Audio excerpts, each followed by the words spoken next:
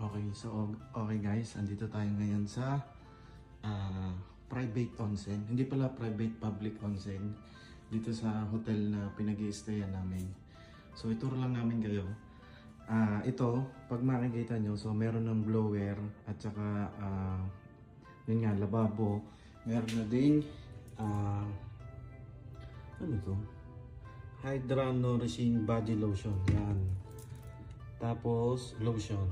Ito ay siyempre pagkatapos mo ng mag-onsen. So onsen is hot bath.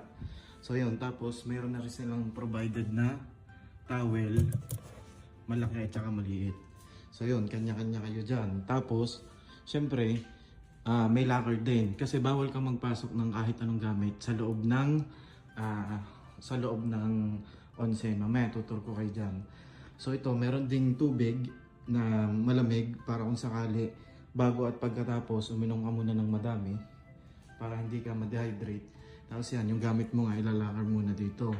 Tapos bawal ka pumasok ng nakadamit kasi yung mga fabric nun ay mapupunta dito sa onsen. So yan, ngayon may sauna din dyan. Ito yung sauna. Ayan, super init. Ayan guys.